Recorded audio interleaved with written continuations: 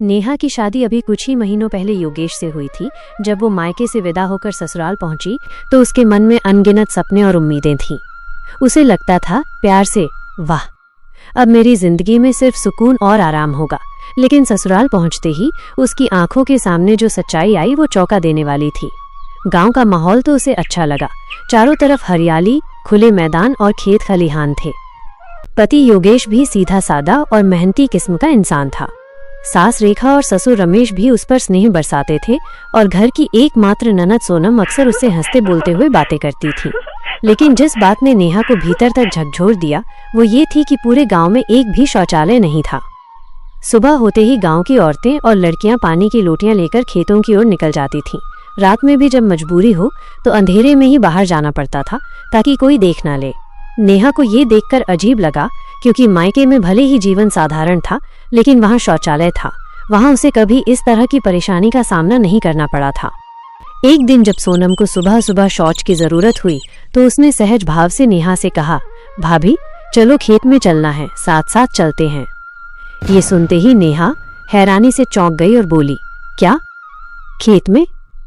सोनम हंसते हुए बोली, हंसी और हल्केपन से, अरे भाभी, यहाँ पूरा गांव ही तो खेतों में जाता है, गांव में कोई टॉयलेट ही नहीं है। ये सुनकर नेहा सन्न रह गई। उसके सपने जैसे टूट गए। उसने सोचा था ससुराल में सुविधा होगी, लेकिन यहाँ तो हाल और भी खराब था।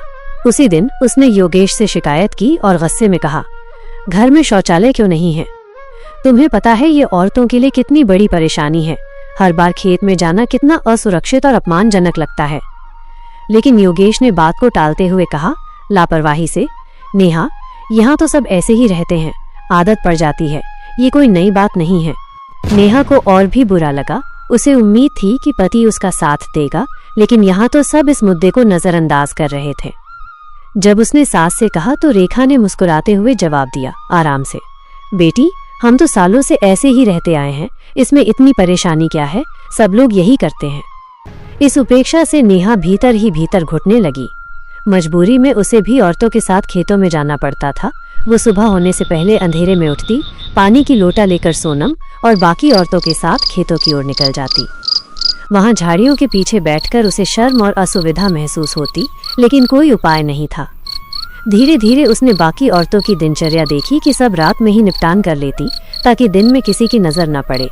नेहा ने भी वही तरीका अपनाया, लेकिन उसके मन में हमेशा डर रहता कि अगर कोई देख ले तो कितनी शर्मिंदगी होगी।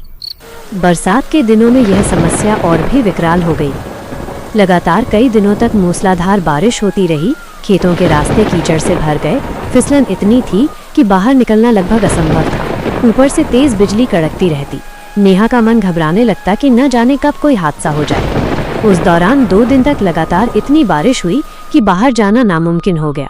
छाता लेकर भी खेत तक पहुंचना संभव नहीं था, क्योंकि पानी हर जगह फैल गया था और रास्ते दलदल बन गए थे। नेहा की हालत ऐसी हो गई कि वो खुद को रोक नहीं पाई और मजबूरी में घर के एक कोने में ही शौच कर दिया। उसका मन ग्लानि से भर गया, लेकिन वो कुछ कर भी नहीं सकती थी। दरअसल घर के और लोग भी उन्हीं दिनों इसी समस्या से जूझ रहे थे। कोई खेत तक जाने की हिम्मत नहीं जुटा पा रहा था।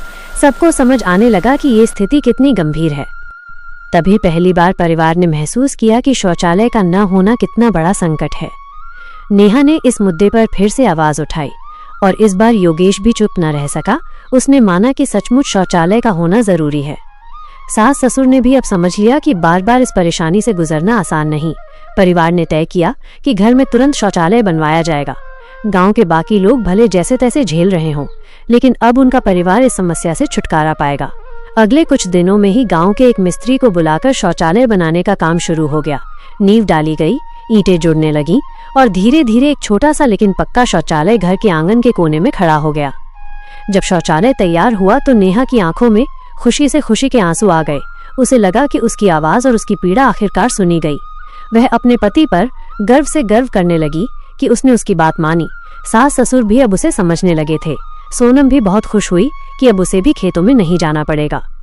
धीरे धीरे गांव की और औरतें भी नेहा के घर आकर शौचालय देखकर प्रेरित होने लगीं और सोचने लगी कि क्यों न वे भी अपने घर में शौचालय बनवाएं। इस तरह एक बदलाव की शुरुआत हुई। नेहा की आवाज ने न केवल उसके घर को बल्कि पूरे गांव को जगाने का काम किया। बरसात की वो कठिनाई उसके जीवन का सबसे मुश्किल समय था, लेकिन उसी कठिनाई ने उसे और उसके परिवार को नई दिशा दी। अब नेहा अपने ससुराल में सचमुच खुश थी, क्योंकि उसे लगा कि उसका घर अब सचमुच उसका घर है, जहाँ उसकी बात की कदर होती है और जहाँ उसकी गरिमा सुरक्षित है। और यही सोचकर वो मन ही मन मुस्कुराई कि कभी कभी छोटी सी जिद भी बड़े बदलाव का कारण बन जाती है।